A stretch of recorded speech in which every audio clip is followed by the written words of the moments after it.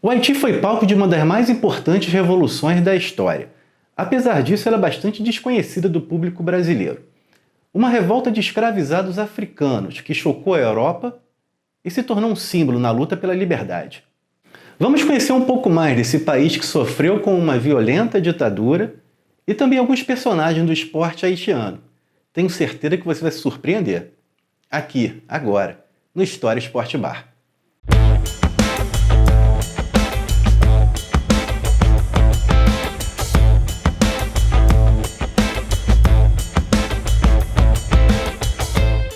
Salve, salve pessoal, eu sou Raul Mello, historiador apaixonado por esportes. Antes de tudo, eu queria te pedir para você se inscrever aqui no canal e no final do vídeo, dar aquele like. Os Estados Unidos foram o primeiro país das Américas a conquistar a independência e ter sua própria soberania. O que muita gente não sabe é que o Haiti foi o segundo. Para entender um pouco mais, a gente tem que voltar ao período da colonização das Américas, especialmente no Caribe, onde Espanha e França dividiam uma ilha. O lado francês chamava-se Saint-Domingue e o espanhol, Hispaniola. A produção de açúcar nessa ilha era extremamente rentável e bastante semelhante ao que acontecia no Brasil, com a exploração de mão de obra escrava africana. Além disso, a ilha também produzia outros produtos, como café, rum, tabaco, ou seja, eles davam um lucro danado para as metrópoles europeias. Por isso, a ilha recebeu um apelido: Pérola das Antilhas. A economia da região era totalmente dependente da mão de obra escrava africana. Isso acabou gerando um cenário de extrema violência e sadismo de uma minoria branca francesa contra os escravizados. Toda essa realidade acabou gerando uma grande revolta contra os franceses em 1791. O líder dessa rebelião foi um cara chamado Toussaint Louverture, que além de ter um carisma natural para a liderança, ainda era alfabetizado e tinha total conhecimento de táticas militares. Em 1792, o sucesso do Levante, que ainda estava rolando, criou um verdadeiro pavor na França, que nessa mesma época ainda estava sofrendo com a Era do Terror, um dos momentos mais sanguinários da Revolução Francesa. Assustados, os franceses convocaram a Assembleia Geral para tentar desacelerar as mudanças na ilha. A proposta era conceder direitos aos negros livres, o que assombrou o mundo na época. Além disso, também enviaram 6.000 soldados para tentar conter as revoltas. Só que os rebeldes não curtiram a ideia. Eles não se renderam e rechaçaram a invasão. Pressionada, a França aboliu a escravidão em todas as suas colônias em 1794, 94 anos antes do Brasil. Assim, a ilha de Saint-Domingue foi a primeira colônia das Américas a abolir a escravidão de africanos. Você sabia dessa? Quando Napoleão assumiu o governo francês, houve uma breve reviravolta. Estimulado pela Declaração de Autonomia da região e a criação de uma constituição local em 1801, o imperador toma uma decisão. As tropas francesas retomam o poder na ilha, e o cenário volta ao que era antes, inclusive com a escravidão. Toussaint Louverture é aprisionado e enviado para Paris, onde morre um ano depois. Com a prisão de Louverture, quem assume o comando na Revolução é um ex-escravo chamado Jean-Jacques Dessalines.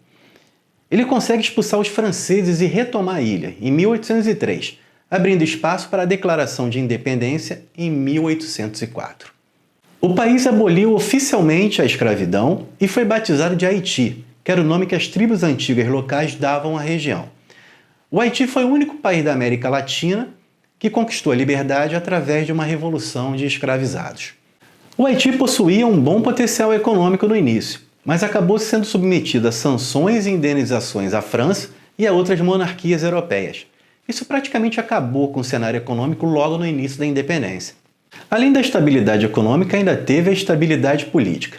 Entre 1843 até 1915, apenas um presidente conseguiu terminar o seu mandato. Ainda teve uma invasão americana. Os Yankees ficaram por lá entre 1915 e 1934. E durante esse período também temos a ascensão de um personagem bem importante na história do país, o maquiavélico François Duvalier, mais conhecido como Papa Doc.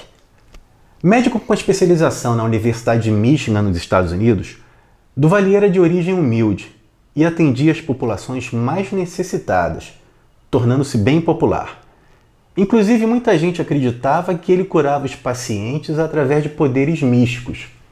Lembrando que a principal religião do Haiti é o voodoo. Voodoo é uma religião de matriz africana que durante décadas foi bastante deturpada por produções cinematográficas norte-americanas. Foi nessa época, inclusive, que Duvalier ganhou o famoso apelido de Papa Doc, Papai Doutor. E também não demorou muito para assumir um cargo público. Em 1949, ele passa a ser ministro da Saúde, até 1950, quando todo o governo é deposto. Inclusive, ele tem que fugir para um exílio. Mas por que eu contei tudo isso até agora? Porque a vida do Papa Doc vai cruzar com de um jogador que entrou para a história do futebol haitiano e mundial. E ele entrou para a história do futebol aqui no Brasil. Todo mundo sabe que na Copa de 50 o Brasil perdeu para o Uruguai na final, o Maracanaço, todo mundo de choque, aquela história toda. Só que nessa mesma Copa nós também tivemos um outro jogo que foi uma surpresa muito grande, uma das maiores zebras das Copas do mundo. E o protagonista foi bem improvável. Inglaterra e Estados Unidos ocorreu em Belo Horizonte, no estádio Independência. E absolutamente ninguém acreditava que os semi-amadores americanos pudessem encarar de igual para igual os ingleses. O time inglês dominou o jogo, mas perdeu muitos gols. Já os americanos, em um dos poucos ataques que tiveram, conseguiram fazer um gol, através do imigrante haitiano Joey Gattins. Depois do gol, deram uma catimbada, seguraram um pouco e conseguiram ganhar a partida por 1-0, surpreendendo e chocando o mundo. Gattins era um lavador de pratos de Nova York e completava o seu salário jogando por uma equipe da antiga liga local. Ganhava apenas $25 por partida. Após a Copa, Gattins foi jogar na França, mas não teve sucesso. Voltou para o país natal como herói nacional e chegou a disputar uma partida pelo Haiti nas eliminatórias para a Copa de 54. Em seguida, encerrou a carreira como jogador, mas continuou no país administrando uma cadeia de lava-jatos. Além disso, passou a treinar jovens jogadores. Vocês lembram que o Papa Doc estava no exílio? Pois bem, o cara volta ao país e acaba sendo eleito presidente em 1957. Seu governo ficou marcado pela extrema violência e perseguição contra grupos opositores. Sua obsessão pelo poder foi tanta que, em abril de 1964, anunciou a sua presidência vitalícia no país.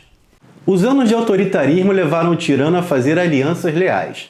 Uma delas foi com a milícia de voluntários da Segurança Nacional, conhecida como Tutom Makut, uma força paramilitar que prendeu e torturou centenas de pessoas, entre elas muitos jornalistas que eram contra o governo de Papa Doc. Na base da violência e intimidação, François Duvalier permaneceu no poder até 1971, quando morreu aos 64 anos. Mas nada é tão ruim que não possa piorar. Quem assumiu o governo foi seu filho, Jean-Claude Duvalier, o Baby Doc, que manteve o mesmo estilo do seu pai, um governo de muita violência, assassinatos e, claro, muita corrupção. E exatamente durante o governo do Baby Doc, o Haiti viveu seu maior momento esportivo. Eles foram para a Copa do Mundo de 74, na Alemanha. Durante as eliminatórias, ficaram na frente de países muito mais tradicionais, como o México, por exemplo. Só que para isso acontecer, algumas coisas bem estranhas ocorreram. Em um dos jogos decisivos para garantir a vaga para a Copa, o Haiti jogou contra a Trinidad e Tobago em Porto Príncipe e venceu por 2-1. Só que o adversário teve 5 gols anulados. A lenda diz que o trio de arbitragem recebeu dinheiro e também foi pessoalmente ameaçado de morte por Baby Doc. A FIFA suspendeu o juiz e os bandeirinhas, mas manteve o resultado do jogo. A FIFA, sempre a FIFA. Só que a sorte não foi amiga dos haitianos.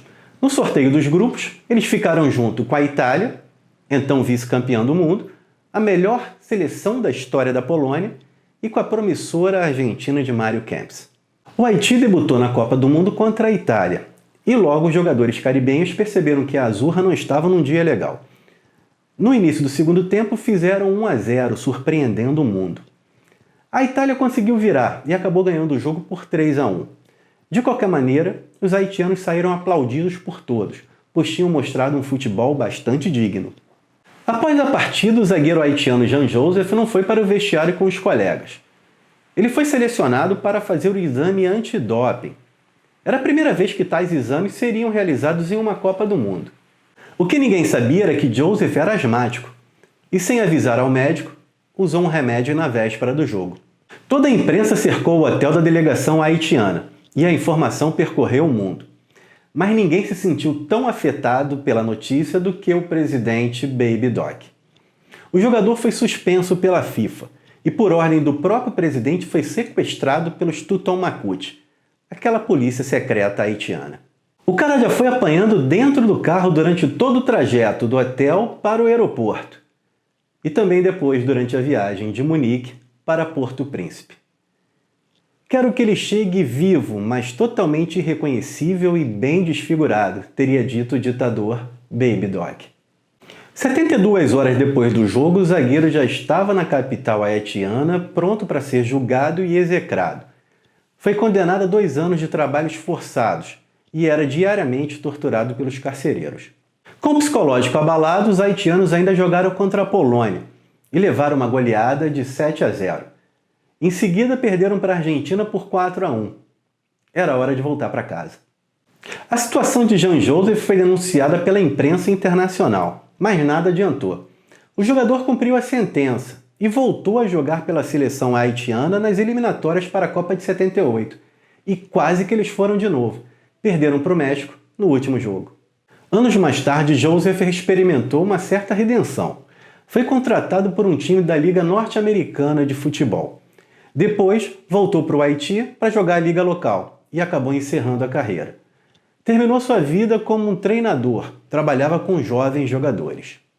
A presidência vitalícia de Baby Doc só terminou em 1986, quando levantes populares o forçaram a se exilar na França. Estima-se que mais de 150 mil pessoas foram mortas pelo ditador e que ele roubou mais de 100 milhões de dólares dos cofres públicos. Duvalier só voltou ao Haiti em 2011 e a justiça levou mais 3 anos para abrir um processo contra o ditador por crimes contra a humanidade. Só que ele não chegou nem a pagar por isso. Morreu no mesmo ano de um ataque cardíaco. Esse histórico de conflitos, governos ditatoriais e corrupção foram algumas das causas que levaram o Haiti a ser considerado o país mais pobre das Américas. E o povo que já sofreu tanto durante a sua história ainda tem que lidar com catástrofes naturais, como o terremoto que matou mais de 300 mil pessoas em 2010. Mesmo com todos esses problemas, o legado da Revolução Haitiana está sempre presente quando se luta pela liberdade e igualdade. É nosso dever divulgar e manter essa história viva. Então é isso, pessoal. Se você gostou, não esquece de dar um like e compartilhar para os amigos, para continuar acompanhando essa viagem pela história do esporte. Um abraço!